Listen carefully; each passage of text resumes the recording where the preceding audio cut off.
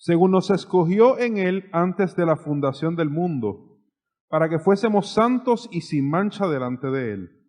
En amor, habiéndonos predestinado para ser adoptados hijos suyos, por medio de Jesucristo, según el puro afecto de su voluntad, para alabanza de la gloria de su gracia, con la cual nos hizo aceptos en el amado, en quien tenemos redención por su sangre, el perdón de pecados según las riquezas de su gracia, que hizo sobreabundar para con nosotros en toda sabiduría e inteligencia, dándonos a conocer el misterio de su voluntad, según su beneplácito, el cual se había propuesto en sí mismo, de reunir todas las cosas en Cristo en la dispensación del cumplimiento de los tiempos, así las que están en los cielos como las que están en la tierra. En Él, asimismo, tuvimos herencia, habiendo sido predestinados conforme al propósito del que hace todas las cosas, según el designio de su voluntad, a fin de que seamos para alabanza de su gloria, nosotros los que primeramente esperábamos en Cristo. El Señor añada bendición a su palabra en esta noche. Bendito el nombre de Jesús. Puede sentarse. Vuelvo y retomo los versículos 4 y 5, que son el texto áureo de nuestra clase, y donde está centrada la mayor parte del material que vamos a estar tocando. Y dice el versículo 4, nuevamente, según nos escogió en Él antes de la fundación del mundo, para que fuésemos santos y sin mancha delante de Él. Luego dice el 5, en amor habiéndonos predestinado para ser adoptados hijos suyos, por medio de Jesucristo, según el puro afecto de su voluntad. Gloria al nombre del Señor. Como le dije, pues este es uno de estos textos que solamente en esos dos versículos hay tema para abundar por largo tiempo. Así que vamos a tratar de sintetizarlo lo más posible y que podamos irnos con una idea clara de este tema de la elección y la predestinación. La verdad práctica lee de la siguiente manera. La elección es la elección que Dios realizó de antemano a través de su presciencia. Y la predestinación está asociada con las bendiciones espirituales concedidas a los elegidos. Nuestro objetivo, al concluir, el estudiante definirá y discutirá el concepto bíblico de elección y predestinación en el contexto de Efesios 1. Me gusta muchas veces establecer el contexto del pasaje, del tema de que estamos hablando, del concepto que estamos trabajando, porque hay conceptos que a veces dentro del ámbito de una carta como la de los Efesios puede trabajar algo, pero quizás nos vamos a Romanos, o nos vamos a Apocalipsis, o nos vamos a cualquier otra porción, y no necesariamente está hablando de lo mismo. El tema predestinación, por ejemplo, se utiliza para el tema de la salvación, pero también se utiliza predestinó para otras cosas también. ¿Ok? Así que por eso me circunscribo a Efesios 1. Introducción. A través de esta clase observaremos el concepto de elección y predestinación en el mensaje de Pablo, así como su pertinencia en la iglesia. Primeramente, ¿qué es elección? De manera bien simple, la elección es un llamamiento, una vocación conforme al propósito de Dios. ¿Verdad? Estamos hablando de elección en el contexto bíblico. Llamamiento o una vocación conforme al propósito de Dios. Somos elegidos para varias cosas. Podemos tener un llamamiento para salvación en el momento en que Dios, en que se expone la palabra, recibimos esa carga, el Espíritu Santo nos hace entender esa palabra y entonces recibimos el llamamiento para ser salvos, pero también podría ser para un ministerio, por ejemplo, para hacer una labor específica. Así que elección, llamamiento, vocación conforme al propósito de Dios. Primera parte, elegidos para una vida santa y sin mancha. Dios preparó de antemano un plan en el cual a través de Cristo los seres humanos serían salvos en Él, lavados con su sangre y capacitados para vivir una vida dedicada a Él. Y nótese y subrayamos, preparó de antemano. Ese es el punto clave que nosotros tenemos que ver en la noche de hoy. No hay casualidades en Dios. Amén. El plan de Dios no es un ups. El plan de Dios es algo concreto que dentro de su presencia, de su conocimiento total de todas las cosas, y vamos a abundar un poquito más de eso ya mismo, ya Él tenía desde el principio. Amén. En Efesios 1:4 nos encontramos que dice, según nos escogió en Él. Escogió en Él. Y esta es una expresión bien importante porque esta es la llave para poder entender el concepto de predestinación en cuanto a la iglesia, a la salvación se refiere. ¿A quién se refiere cuando nos dice escogió en Él? ¿A quién? A la persona de Cristo. A la persona de Cristo.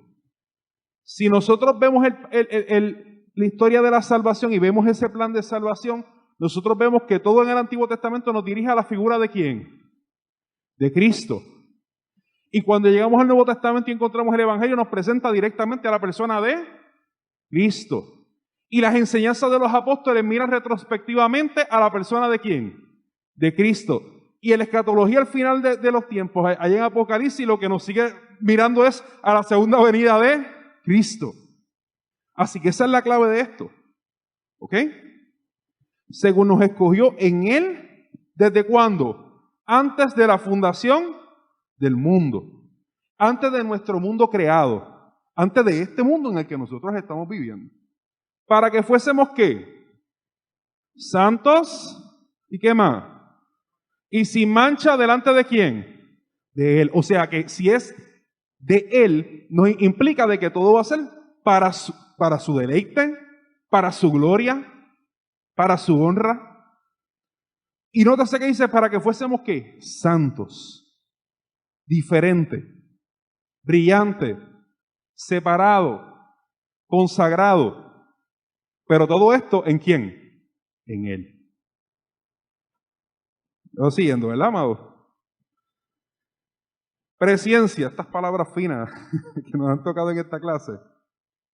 Dice que en el lenguaje teológico la palabra presciencia designa el conocimiento anticipado o visión anticipada que Dios tiene con respecto a todos los sucesos futuros y su curso. Simplemente, ¿qué nos está diciendo? Que Dios sabe todo lo que pasó, lo que pasa y lo que va a pasar. Él tiene un conocimiento previo. Las Escrituras, en forma constante, representan a Dios como conocedor de todas las cosas, reales o posibles, pasadas, presentes y futuras. Esa presciencia es la que está mencionada constantemente cuando nos habla acerca del tema de esa elección que Dios hace para con los creyentes y esa predestinación. Ahora, para nosotros entender un poco más claro este concepto de esa presciencia, yo encontré esta cita del hermano Rafael Stringel, que nos da un contexto más claro para nosotros saber qué es lo que está pasando en toda esta idea de lo que estaba antes del mundo y cómo es que Dios sabe el futuro y todo esto. Mire lo que nos dice, Dios está por encima del tiempo. Dice, Dios, fuera del espacio-tiempo, en la eternidad, ve a la iglesia que creyó en Él y que perseveró en Él hasta el fin. Y a esos Dios elige. Un poquito complicada la cosa, ¿verdad? Repito, Dios, fuera del espacio-tiempo, o sea, Dios no habita en el tiempo en el que usted y yo vivimos. Dios habita en otra esfera. Y estoy tratando de ser cuidadoso con las palabras que utilizo porque por ahí hay corrientes que utilizan dimensiones y cosas. Pero Dios habita en una esfera distinta. Para que tengamos una idea, cuando nosotros vamos allá afuera y miramos hacia afuera y nosotros vemos el universo, vemos las estrellas, vemos todo eso que está en el cielo, durante la noche Nosotros lo vemos fuera de nuestra tierra, de aquí donde nosotros habitamos. Y Dios está por encima de todo eso. Dios creó todo eso. Qué grande es nuestro Dios. Qué chiquito nosotros lo hacemos. Y cuando tú piensas en eso, dices, wow. Entonces, en la Biblia hay dos conceptos de tiempo. Está el concepto del cronos, que es el cronológico, es el nuestro, el tiempo nuestro. Y está el kairos, que se menciona muchas veces coloquialmente como el tiempo de Dios. Y esto sencillamente lo que quiere decir es que Dios es atemporal. Dios no corre con nuestro reloj. A veces comúnmente decimos que Dios no llega ni tarde ni temprano. Es que Dios no está corriendo con el reloj tuyo ni el mío. Dios está en otra esfera. Mucho más grande, mucho más inmensa de lo que nosotros somos, de lo que nosotros siquiera podemos pensar. Así que, estando en esa eternidad, fuera del espacio-tiempo de nosotros, ve a la iglesia que creyó en Él y que perseveró en Él hasta el fin. Ya Él, antes de todo, ya Él sabía cuál era la iglesia que iba a estar ahí y que iba a estar creyendo y que iba a perseverar hasta el fin. ¿Cuánto dan gloria a Dios? Y esto es poderoso. Y yo meditaba en esto y yo pensaba, Señor, esos familiares míos que no han aceptado a Cristo. Esas personas que yo conozco que están como que tambaleándose. Aquellos como que tú les compartes la palabra y siempre hay ese escepticismo, esa sí, Alicia, tú eres buena gente y todo, pero hasta ahí, tú sabes. Yo te respeto mucho en eso de la Biblia y demás, y eso que tú enseñas, pero hasta ahí. Y tú sientes esa carga, ¿verdad? Por todas esas personas. Pero de momento yo estudiando esto, yo decía, wow, a veces podemos relajarnos un poquito. Y tenemos que, sin dejar de hacer lo que tenemos que hacer, descansar en Él. Porque Él sabe quiénes son los suyos. Porque cuando Cristo murió, murió por toda la humanidad y Él está en control de todo. Y Él sabe hasta dónde va a llegar, quiénes van a llegar, quiénes van a ser fieles, quiénes van a ser infieles, quiénes perseverarán, quiénes apostatarán de la fe. Amén. ¿Hasta aquí alguna pregunta? Yo tengo muchas. ¿Hasta aquí alguna pregunta?